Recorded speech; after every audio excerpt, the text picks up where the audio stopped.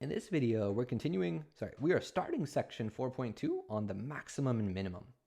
So we're continuing the theme in this chapter where we set up an equation for some quantity, like maybe it's going to be the area or the volume or revenue. But now our goal is we're going to try to determine the maximum or minimum value of that function. So what's the biggest it could be or what's the smallest it can be? This is a really common problem in the real world. Companies, for example, are very interested in trying to minimize their costs and maximize their revenue. Okay, so in this video, let's get right into an example where we try to find the maximum area of a rectangular pen to talk about what's the process going to be for problems like this. So I want to construct a rectangular pen made from 100 feet of fencing with one side as a riverbank. Let X be the length of the side that's perpendicular to the riverbank. Okay, and let's let Y be the length of the side that's across from the riverbank. Then it says find the areas of the pen for the given X values. So I got this table here where, depending on what X can be, I want to figure out what the area is going to be. Okay, so I think it's going to be helpful in this problem to draw a picture. So, we got a river. So maybe let me start off by drawing a river. So I'll have a river that's kind of indicated by these parallel lines. Maybe I got some ripples for the water here. And then it says I have this rectangular pen that's made alongside the river. Okay, so there's going to be a side that's perpendicular to the river. Then there's a side that is across from the river. And a third side here. Okay, I don't need a fourth side over here because it says that one of these sides of the rectangle is the riverbank. Essentially, the river on this fourth side forms a natural boundary. So I don't need to put more fencing there. That would be unnecessary. Okay. All right, then we got these variables. So it says X is the length of the side that's perpendicular to the river. So perpendicular to the river, that's this vertical side. So that's X, which means this is X as well, because those vertical lengths, they got to be equal because it's a rectangle. And then it says Y is the length of the side that's across from the river. So Y is this horizontal length. Okay. So in part A, it says, well, if X is 1 foot, if we say that there's 1 foot of fencing here and 1 foot of fencing here, how much what would then Y be? How much fencing do I have left for Y? And then what does that make the area of the rectangle? Okay. So let me first write down an equation involving my variables. So if I add up all of these lengths, X plus Y, that equals the total length of fencing, which the problem says is 100 feet. That's the total amount of fencing that I have. So X plus X, that's 2X. And if I isolate my Y equals 100 minus 2X. Okay, so let's take this X value and let's plug it into the equation here. So I'll get 100 minus 2 times 1. So that equals 98. Okay, so if I know X is 1 and I know Y is 98, well, to get the area of the rectangle, I multiply that X and the Y. So multiplying those, for my area, I get, well, it's 1 foot. Oh, and I realize I forgot the units for Y. Y is in feet, so 98 feet there. So my area is 1 foot times 98 feet for Y. So that is 98 when I multiply them, and feet squared. You know what? Let me just put that in black so it pops a little bit more. So 98 and feet times feet, that makes feet squared. Okay, so that's my area if X was 1 foot. What about if X is 5 feet? If I plug that into this equation for Y, I get 100 minus 2 times 5. So it's 100 minus 10, which is 90 feet. Okay, so let's multiply the X and the Y together to get the area. So X is 5 feet times 90 feet. 5 times 90, that's 450. And then I get feet squared. Right, because 5 times 9 is 45. And then if my number has this extra 0, it's going to add a 0 at the end of that 45. Okay, so I increased the X by a bit. That decreased Y a little bit. But overall, that still made the area much larger than it used to be. Okay, so what if I make X even bigger? What if I make it 20 feet? So let's plug that in to my equation for Y. So I'll get y equals 100 minus 2 times 20. So this is 100 minus 40, which is 60 feet. So for my area, I'll get 20 feet times 60 feet. So 2 times 6, that is 12. That is 12. And then because both of my numbers have a 0 at the end, I got to add 2 zeros to the end of 12. 1200. And then feet squared for my units. Okay. So again, the area seemed to get bigger. Okay, even though y got smaller, overall multiplying the x and the y still resulted in a bigger area. Okay, so is this just going to continue forever? Like the bigger I make x, will my area just get bigger and bigger and bigger? Because ultimately, I love to be able to find, what's the biggest value, biggest possible area. Well, so what if I choose an even bigger value? What if I say x is 49.5? Because it could totally be a decimal. If I plug that in for my equation for y, I get 100 minus 2 times 49.5. So this is, 2 times 49.5. If we work that out, that's 99. So 100 minus 99, that's 1 foot. So if I multiply 49.5 feet times 1 foot, well, this one's going to be 49.5, and I get feet squared. Okay, so there is kind of a limit to that. Eventually if I just keep increasing x, then y gets so small, and eventually my area started to go down. Okay. And I think that's kind of what I'd expect. Like if one of these values is so small and the other one's bigger, multiplying these two doesn't really make that big of an area. And I saw that here as well. But if they're both kind of like in the middle-ish, multiplying them still makes it really, really big. Okay, so my next question is, and here's really the focal point of this section is, well, finding the dimensions that would give me the largest possible area. Okay, so, I could keep going like this. I could keep guessing x values, like, maybe I would do like 25 feet or 30 feet and seeing, does it make the area bigger or not?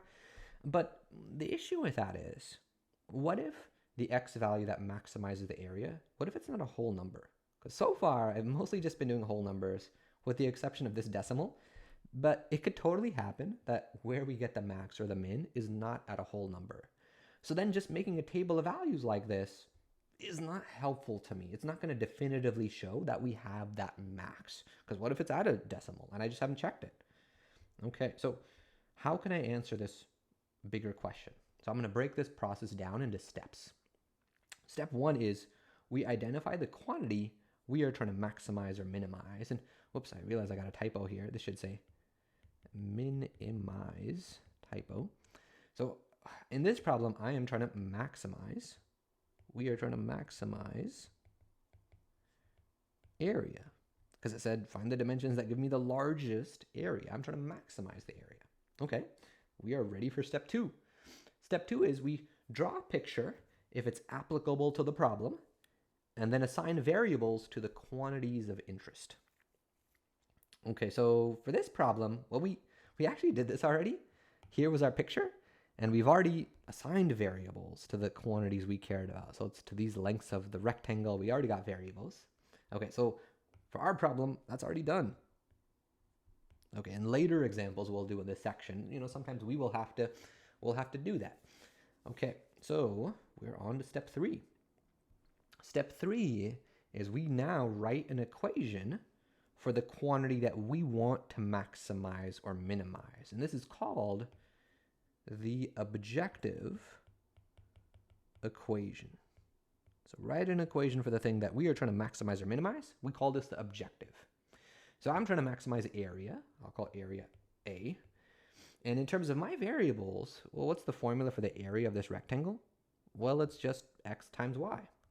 So my area equals x times y. That is my objective equation.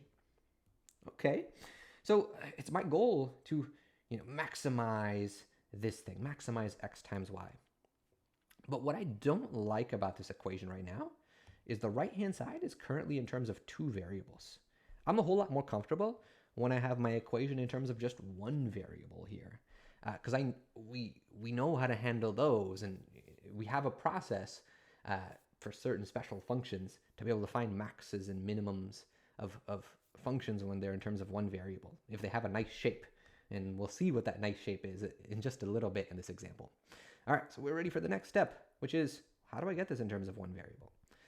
Get it in terms of one variable by using other info in the problem to write what is called the constraint equation.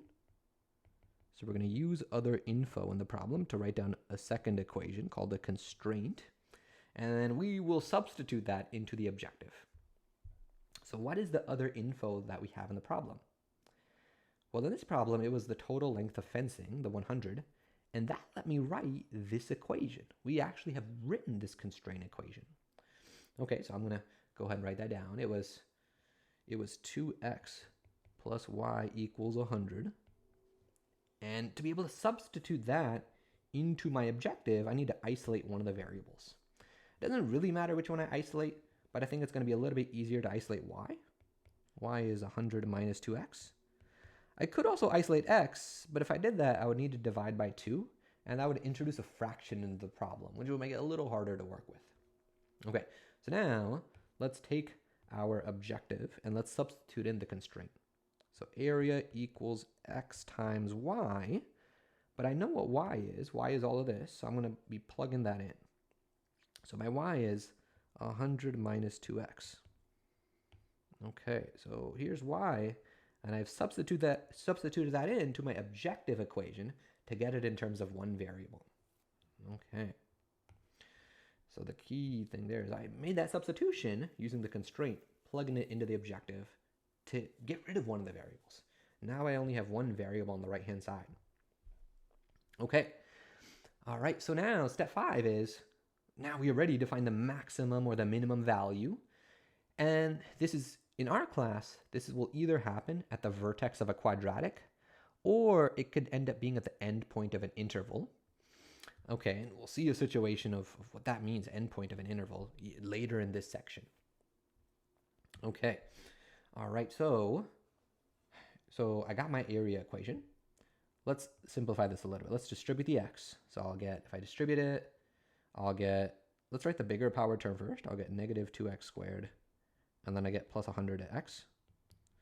Okay, so in our class, the thing that we are trying to maximize or minimize, it's normally going to be a quadratic like this, because a quadratic has a very nice shape.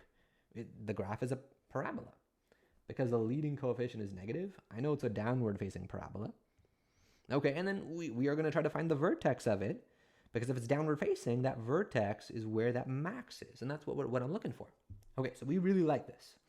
Okay. All right. So, well, how do I get that vertex? Well, we've talked about this before in our class. We can complete the square. We can complete the square here. Okay, so recall that if there's a coefficient in front of the x squared, I need to first factor that out. Factor it out of just the first two terms. So if I factor out the negative 2, I'll be left with x squared and then minus 50x. Okay. Now I take this coefficient of x, which is that negative 50. I divide it by 2, and doing that, that equals negative 25. And then I'm going to square that number. So I'll put an arrow. I'm starting a new step. So negative 25, and I'm going to square that whole thing. If I work that out, it becomes positive 625. Okay. All right, so now I take that value, and I'm going to add it and subtract it in my formula. And I do both of those inside the parentheses. So I'll get that negative 2 factored out. Okay, I'll have my x squared and the minus 50x. So I put plus 625 and the minus 625 both inside of the parentheses. How come I got to do it inside the parentheses? Well, if I were to put like one of them like outside the parentheses like this, I'd actually change the value. Because the 625 that's inside is getting multiplied by negative 2. And if I multiply them, I think it's negative 1,250. And then if I have this other minus 625 at the end, it's like overall I haven't just added 0. Whereas if I have the minus 625 inside, Well, adding 625 and then subtracting 625, that's like plus 0, and that doesn't change the value. So both of those have to go inside the parentheses. Okay, so recall when I complete the square, these first three terms should factor as a perfect square. It should end up being, something squared, there'll be an x. And then I got to think about, well, what's this number? So that when I FOIL this whole thing, it ends up equaling these three terms.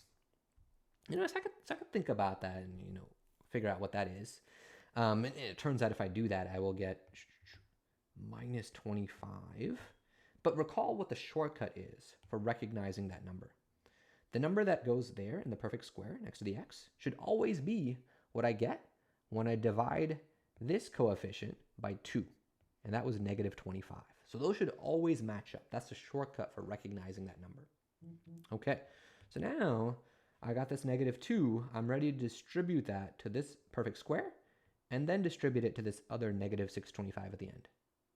Okay, so I'm going to distribute that to this perfect square and distribute it to the negative 625 to get negative 2 times my perfect square. And then I got that negative 2 times a negative 625. Let's simplify. I got area equals negative 2 parentheses x minus 25 squared. Negative times a negative is a positive. 2 times 625 is 1,250. Now I've completed the square. I got this thing in vertex form. So let's go ahead and write down what the vertex is. My vertex. So the x coordinate of the vertex, recall, the way I think about that is, what do I plug in for the x here? So that the perfect square part becomes 0. So I'd have to plug in positive 25. And if I do plug in positive 25, well, my other coordinate, what do I get for it? I get this part is 0 plus 1250. 0 plus 1250 is 1250. So those are the coordinates of my vertex. Okay. We talked about this earlier about, what is my parabola going to look like? But let's just quickly verify that we do have a max, because that's what the problem wanted. Because if I don't have a max, I must have done something wrong. Something must have gone wrong here. So the way I determine that is I look at this leading coefficient. It was that negative 2. So this justification is very important. That leading coefficient, I can also call it just A. That leading coefficient is negative. And because it is negative, we have a downward facing parabola. So if I draw a downward facing parabola, something like this. When I find the vertex, like we've just done, at the vertex, well, we have a max at the vertex.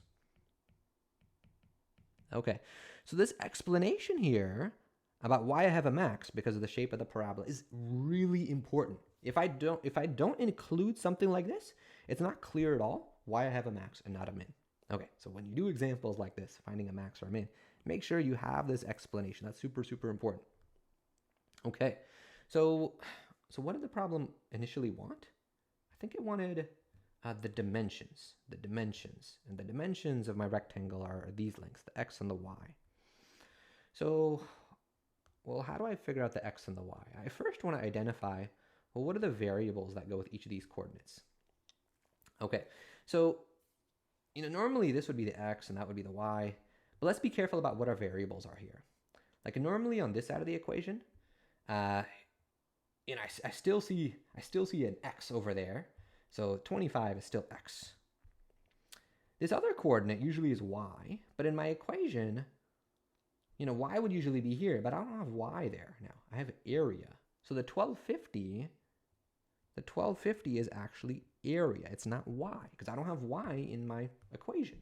Okay, so we match up those variables. What variable goes with each coordinate? So now when problem says I want my dimensions, when I want the dimensions, well, we know what x is. We see it right here. X is 25. There's units. Don't want to forget those. X is 25 feet. I also need y. Well, how could I get y? There's a few ways. I can get it, but one of the ways is to recall that I have this equation for y, and I can plug in x into that equation.